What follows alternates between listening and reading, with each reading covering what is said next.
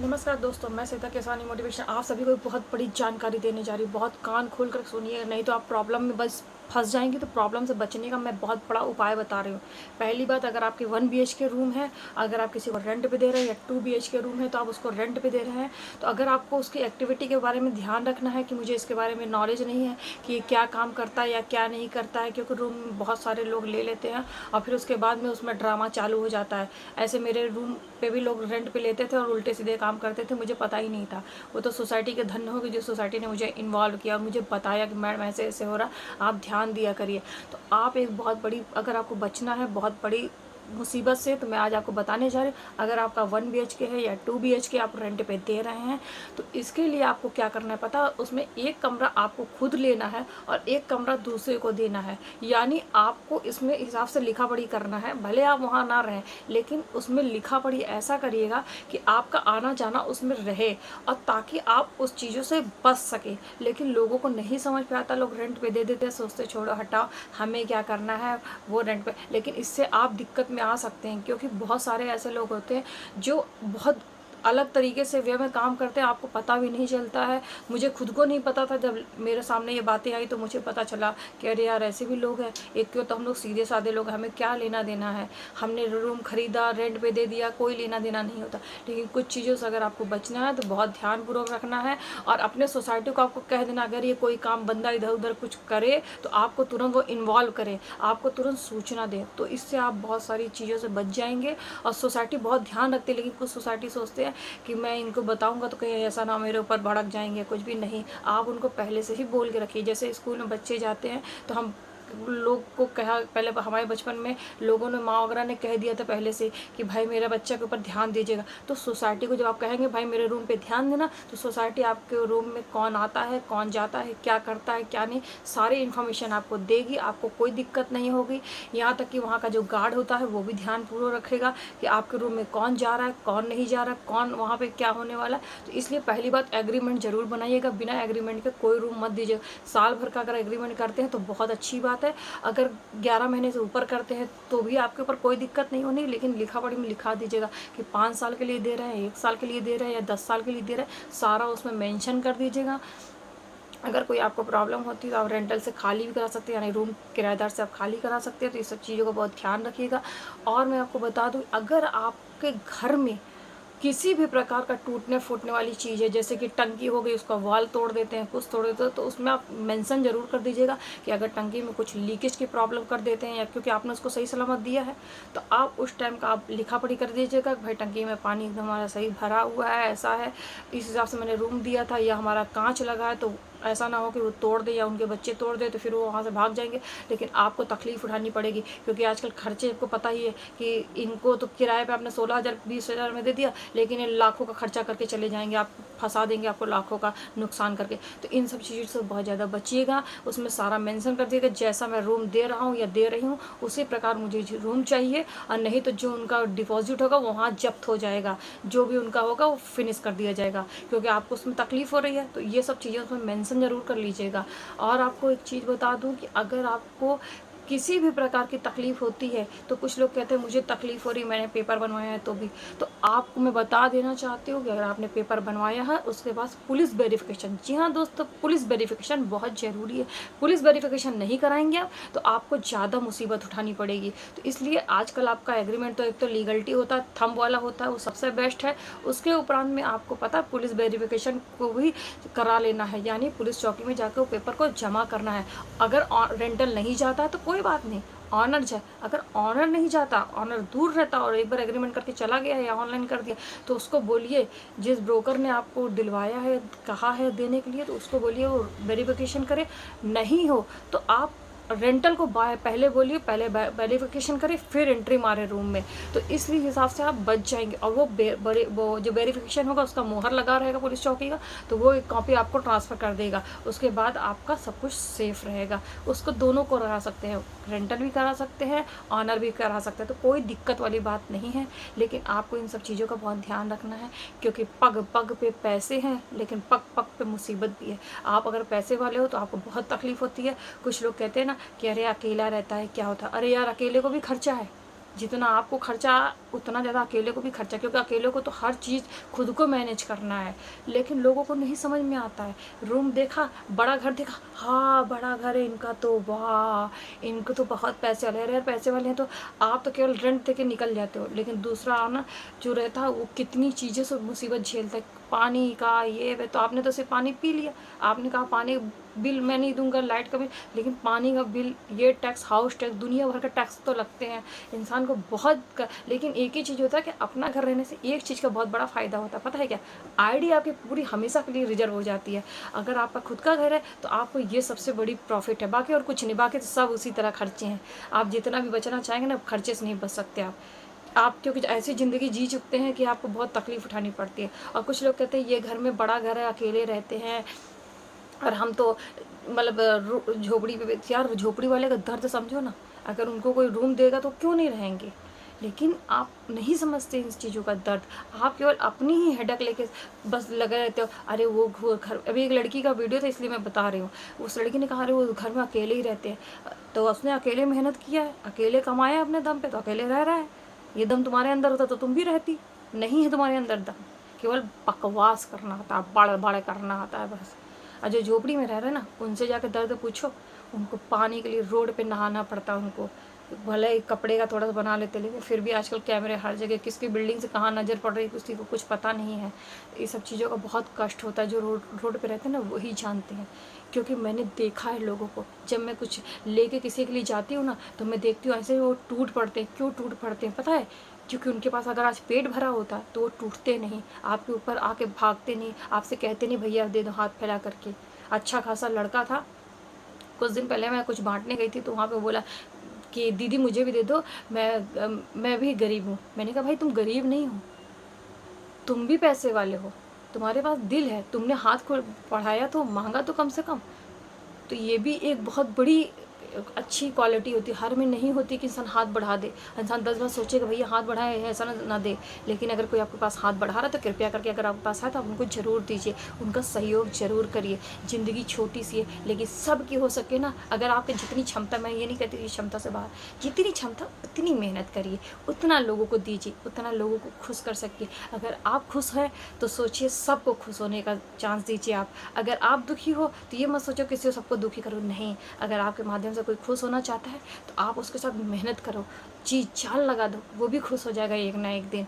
देखो रोड बनने के लिए कितनी मेहनत होती है, कितने मजदूर आते हैं, धूल मिट्टी, लेकिन जब रोड बन जाती है तो वो मजदूर भी पता है बसों से आने जाने लगते हैं। चाहे उनको बिल्डर ही देते हैं पैसा आने जाने का किराया भाड़ा, या उनको जब वो रूम बना देते हैं ना तो उनको सेकंड फ्लोर थर्ड फ्लोर में आराम से दे देते हैं खाना बना के। जो सबसे पहले खाना वो वही बना के खाते हैं वहाँ पे, जो वहाँ के मज़दूर होते हैं, या वो कहीं से लाते हैं तो रोटी वहीं खाते हैं। तो मतलब मुझे देखिए बड़ा आनंद आता है कि चलो कम से कम बिल्डर इतना इनको सपोर्ट तो करता है कि जब ये बिल्डिंग रेडी करते हैं तो उससे पहले उनको खाना खाने के लिए, सब कपड़े सुखाने के लिए सब कुछ उनको मैनेज हो जाता है वहाँ पे। मुझे इतना आनंद आता है कि चलो बिल्डर इतना सहयोग करते हैं, मुझे बहुत खुशी होती है।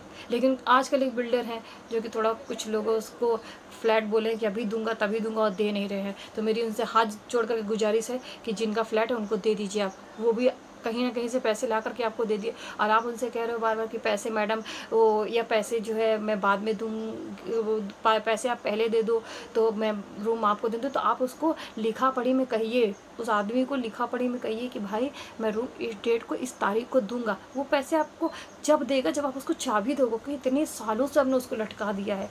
ये गलत कर रहे हैं, क्योंकि सारे बिल्डर को मैं जानती हूँ जो टाइम बोलते हैं उस टाइम पे फ्लैट देते हैं। पता नहीं कैसे ये बिल्डर है, लोग उसकी बातों पे आ गए और उसने जो है लोगों को डिले करना चालू कर दिया। ये गलत किया है, मैं बार बार उनको कहती हूँ, क्योंकि मेरा उसमें फ्लैट नहीं तो मैं उनकी वार्ड तो उसी टाइम लगा देती। लेकिन शुक्र करो कि मैंने आपके में फ्लैट लिया नहीं है, मैंने दूसरी जगह लिया है। अगर उस जगह लेती ना तो मैं उनकी वार्ड कब के उनको घसीट देती।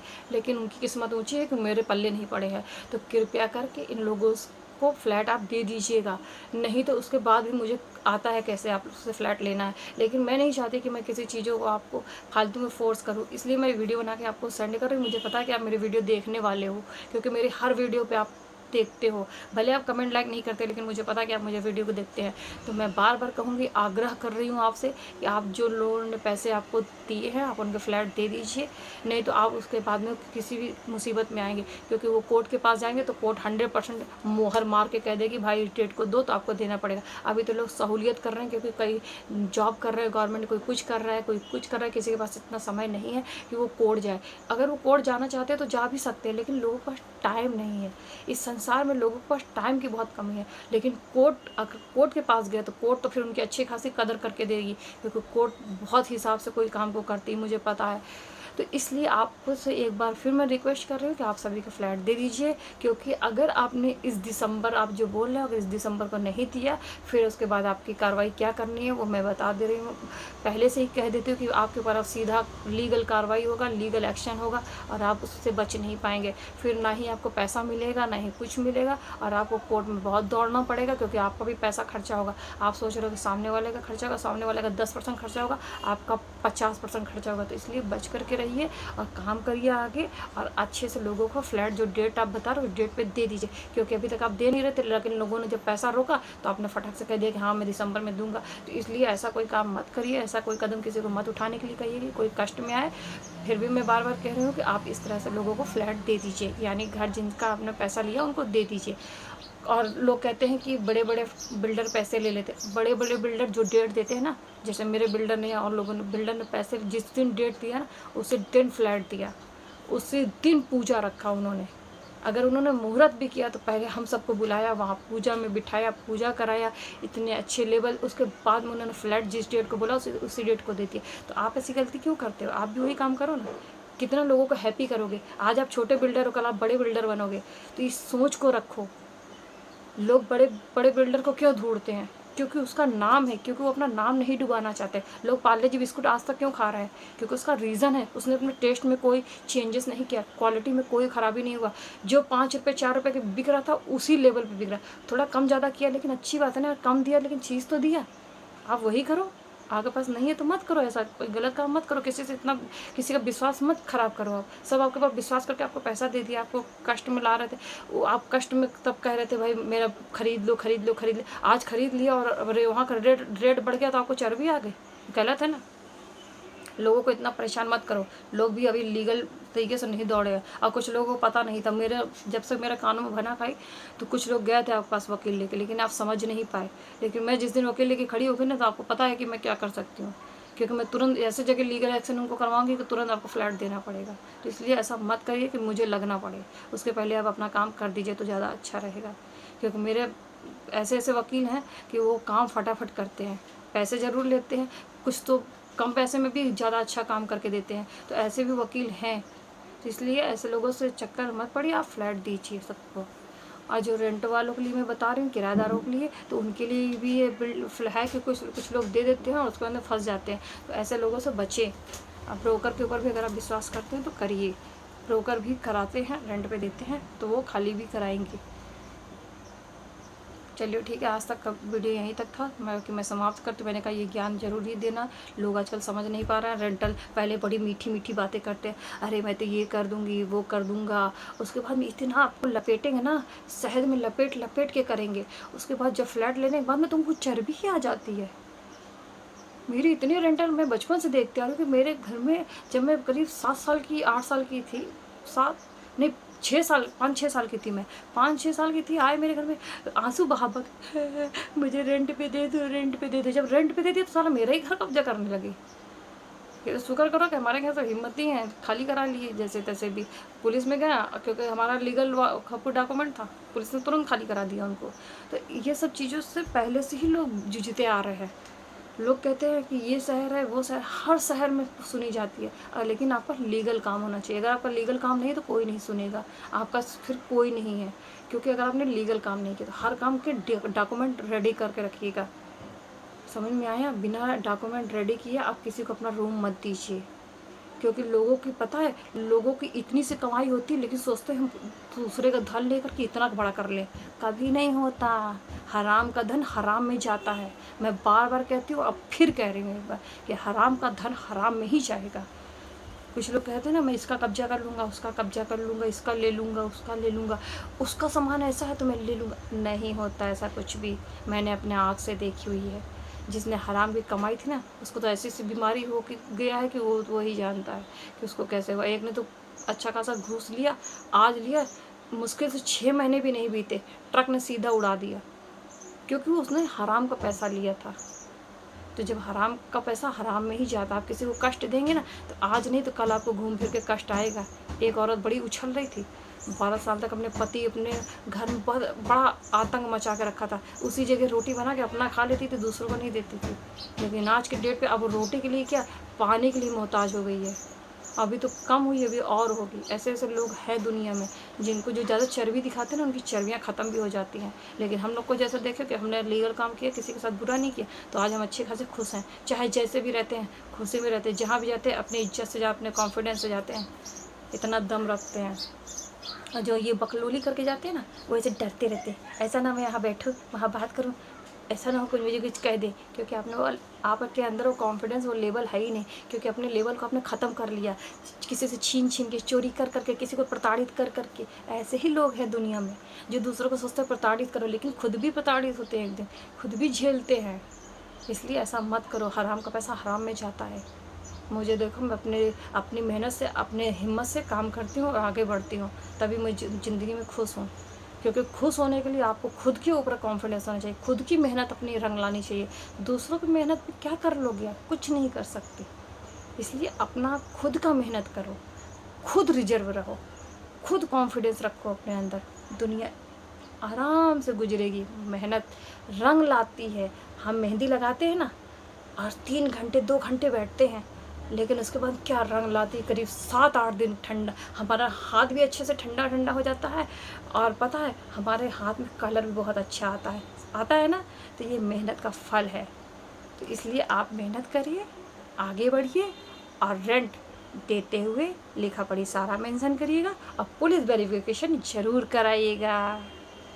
इसी के साथ में सरिता किसानी चैनल को लाइक, सब्सक्राइब, शेयर कर दीजिएगा। बाकी तो मैं एक से एक ज्ञान लेके आती ही रहती हूँ। बाय बाय, टेक केयर, अपना ख्याल रखिएगा।